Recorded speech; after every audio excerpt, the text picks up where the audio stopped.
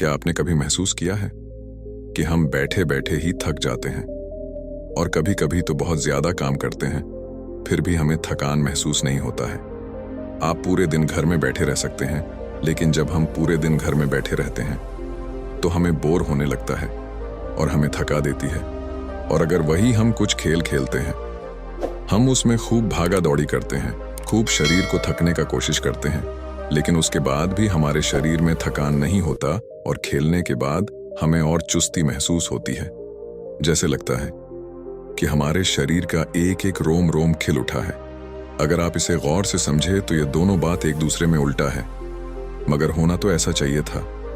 आदमी जब खेलता है तो उसे थकान लगना चाहिए था, लेकिन इसके विपरीत जब हम घर में बैठे रहते हैं तभी हमें थकावट महसूस होता है। अगर आप इसका जवाब जानना चाहते हैं तो इसका जवाब है हमारे मन का ऊब। जहां तक शरीर की बात है, शरीर को थकने से हमारा मन नहीं थकता।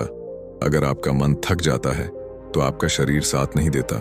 ऐसा ही होता है खाली बैठने पर, और मन की इस ऊब को हम तनाव कहते हैं। आज किस कहानी में मैं आपको तनाव के बारे में संपूर्ण जानकारी देने वाला हूं, और अगर आप तनाव को समझ लेते हैं तो आपके जीवन में दुखों का मिटना एकदम निश्चित है, क्योंकि हमारे अंदर दुख तनाव के कारण ही पैदा होते हैं।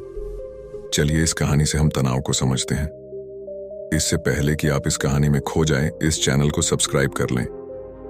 तो चलिए शुरू करते हैं इस कहानी को। यह बात उसे समय की है जब महात्मा बुद्ध मरवन में अपना समय व्यतीत कर रहे थे। उस समय तक महात्मा बुद्ध की प्रसिद्ध दूर दूर तक फैल चुकी थी। बहुत दूर दूर से लोग अपनी चिंता और दुखों का निवारण ढूंढने के लिए महात्मा बुद्ध के पास आते थे। रोज की तरह महात्मा बुद्ध अपने शिष्यों को उपदेश दे रहे थे। उसी समय एक अधेड़ उम्र का व्यक्ति अपने 22-23 साल का पुत्र को लेकर महात्मा बुद्ध की तरफ आ रहे थे। महात्मा बुद्ध ने एक नजर उसे व्यक्ति पर डाली और उसे इशारे से बैठने के लिए कहा। जब उपदेश समाप्त हो गई तब महात्मा बुद्ध ने उसे व्यक्ति को अपने पास बुलाया। जंगल में चारों तरफ हरियाली छाई हुई थी। जंगल में अलग अलग पक्षियों की चाचाहट सुनाई दे रहा था और एक मधुर सी आवाज उसे जंगल में गूंज रही थी। उसके बाद महात्मा बुद्ध ने उसे आदमी को यहां आने का कारण पूछता है। फिर वह व्यक्ति कहता है, हे महात्मा, मैं अपने बेटे को 2 दिन का यात्रा करके आपसे मिलवाने के लिए यहां लाया हूं। यह मेरा इकलौता पुत्र है। यह हमेशा थका थका रहता है। ऐसा लगता है कि इसके शरीर में कोई जान ही नहीं है, और इसकी देखने की क्षमता भी उम्र से पहले ही कमजोर हो गया है, और जब भी हम कुछ कहते हैं तो छोटी छोटी बातों पर गुस्सा करने लगता है, और इसके बाल भी सफेद होने लगे हैं। मुझे तो कुछ समझ में नहीं आ रहा है, ऐसा हो क्यों रहा है? भला इतना कम उम्र में इतना बड़ी उम्र का क्यों लगता है यह? है महात्मा, मैंने अपने पुत्र को लेकर चिकित्सकों के पास गया तो उसने कुछ औषधि देकर कहा कि अपने बेटे को बोलो कि तनाव लेना कम करे। वह अपने दिमाग में तनाव बहुत ज्यादा लेता है और इसकी इसी कारण से वह उसे तरह से हो रहा है। इतना कुछ बोलने के बाद भी मुझे तनाव का मतलब समझ में नहीं आया। मुझे पता ही नहीं है कि इतना होता क्या है और कैसे उसके दिमाग से यह निकल जाए। उसके लिए मुझे सबसे पहले यह तो समझना होगा कि आखिर तनाव क्या होता है, और इसीलिए महात्मा मैं आपके पास आया हूं। कृपया करके आप मेरे समस्या का समाधान करें। यह सब सुनकर महात्मा बुद्ध उस लड़के को बहुत गौर से देखते हैं। उसके चेहरे को देखते हैं, उसकी आंखों को देखते हैं, और साथ में उसके नसों को भी देखते हैं। ये सब देखने के बाद महात्मा बुद्ध कहते हैं, तनाव तो कोई लेना नहीं चाहता, मगर लोगों को तनाव दीमक की तरह पकड़ लेता है, और इंसान को यह बात पता ही नहीं चलता कि वह तनाव में जी रहा है। लेकिन वही इंसान तनाव को समझ लेता है और तनाव की पैमाने को बना लेता है कि उसे पता चल सके कि वह कितने तनाव में है, तो वह उस समस्या का समाधान भी आसानी से खोज सकता है। मुख्य रूप से तनाव के कारण 7 होते हैं। इससे पहले हमें यह समझना होगा कि तनाव क्या होता है। जब कोई इंसान कोई काम कर रहा होता है और उसकी मन कहीं दूर भटक रहा होता है और कल्पना में होता है, तो उसके शरीर और मन के बीच एक दूरी पैदा हो जाता है, और जितना हमारे शरीर और मन के बीच में दूरी होगी उतना ही हम निंद्रा की अवस्था में होंगे, और इसी खिंचाव और दूरी को तनाव कहा जाता है। किसी भी खेल खेलते समय हमारे शरीर नहीं थकता, मगर समझने वाली बात यह है कि उसे समय इसलिए हमारे शरीर नहीं थकता है क्योंकि शरीर और मन एक स्थान पर दोनों रहते हैं। लेकिन जब हम कोई रुचि काम करते हैं जिस काम में हमारा मन नहीं लगता, हम शारीरिक रूप से उसे काम को तो कर रहे होते हैं, लेकिन हमारा मन कहीं दूर कल्पना में भटक रहा होता है, जिसके कारण शरीर और मन में एक दूरी पैदा हो जाती है और वहीं से एक तनाव जन्म लेता है। इसीलिए इंसान को एक बार में एक ही काम करना चाहिए और इस काम पर अपना तन और मन दोनों रखना चाहिए, जिसके कारण आपके अंदर कभी तनाव पैदा ही ना हो। इसके अलावा तनाव के मुख्य और भी कारण होते हैं।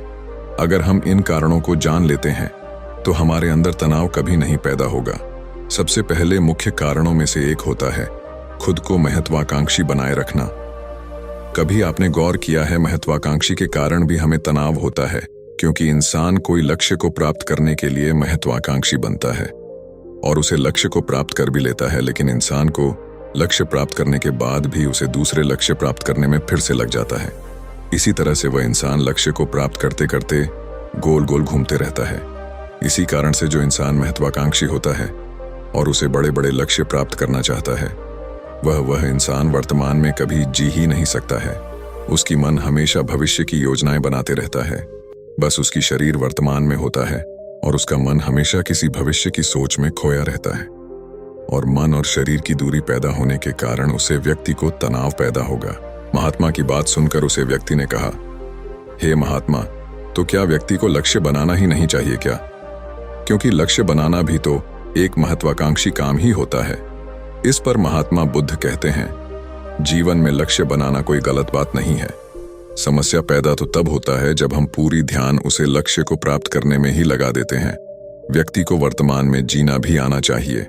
आप भले ही लक्ष्य बनाएं, निरंतर मेहनत करें, इन सभी के साथ साथ यह भी होना चाहिए कि आप अभी वर्तमान में जी रहे हैं, आगे करते हुए। महात्मा बुद्ध कहते हैं, तनाव का दूसरा कारण होता है ईर्ष्या रखना। जब व्यक्ति ईर्ष्या और दोषपूर्ण हो जाता है तो भी उसकी मन सड़ने लगता है। ईर्ष्या एक तनाव का ऐसा कारण है जो मन के अंदर में एक घाव को पैदा करता है। आपने अक्सर देखा होगा, हमारे शरीर का घाव तो भर जाता है, लेकिन मन का घाव कभी नहीं भरता है। इसीलिए व्यक्ति को दूसरों की तरक्की से कभी ईर्ष्या नहीं करना चाहिए।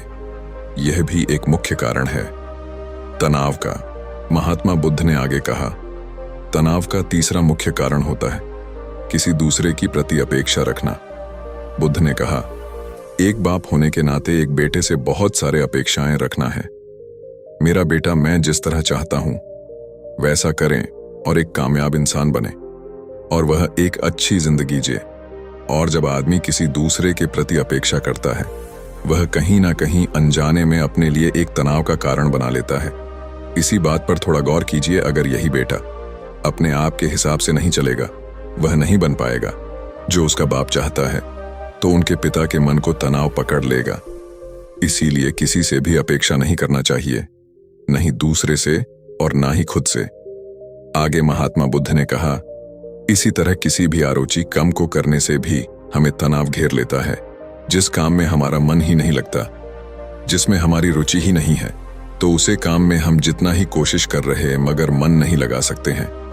हमारा मन कल्पनाओं की उड़ान भरेगा और हमारा शरीर वहीं बैठा रहेगा।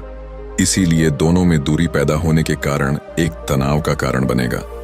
इसीलिए व्यक्ति को अपने रुचि के हिसाब से ही कार्य करना चाहिए। महात्मा बुद्ध ने कहा, पांचवा तनाव का कारण है शारीरिक कष्ट।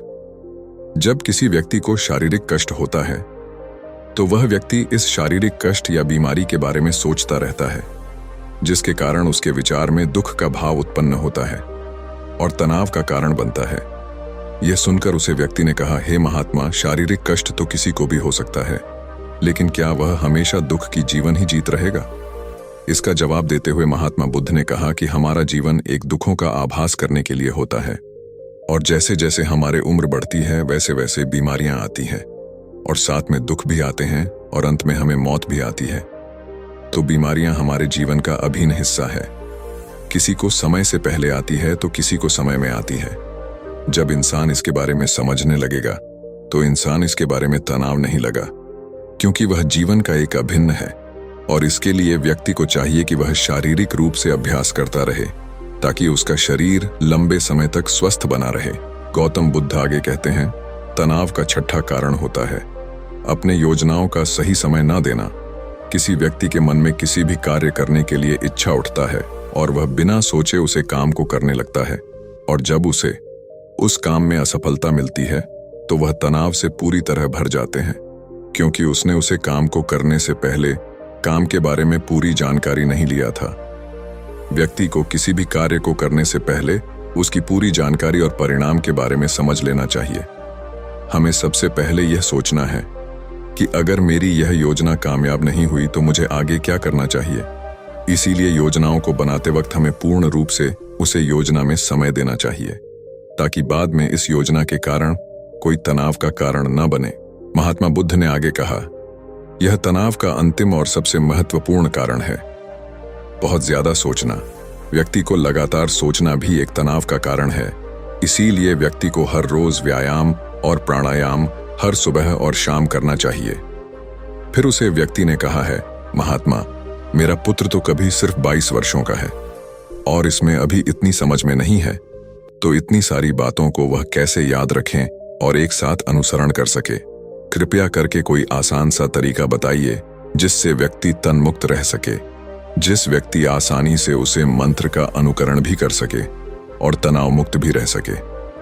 फिर बुद्ध ने जवाब दिया, इसके लिए एक छोटी सी विधि, जब तुम इतने सारे कामों को एक साथ नहीं कर सकते हो तो एक समय में सिर्फ एक ही काम करो। तुम जो भी काम कर रहे हो सिर्फ उसी में ही ध्यान लगाओ।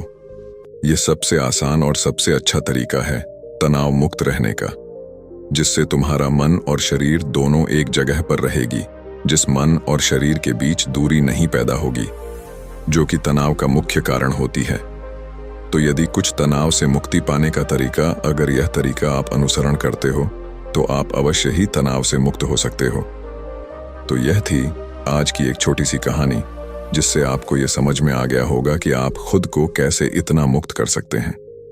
अगर इन सब बातों से आपको कुछ ज्ञान मिला हो तो इस चैनल को सब्सक्राइब और वीडियो को लाइक जरूर कर दें और कमेंट बॉक्स में नमो बुद्धाय अवश्य लिख दें। मिलते हैं इसी तरह की नई वीडियो में। तब तक के लिए आप सभी को बहुत बहुत धन्यवाद।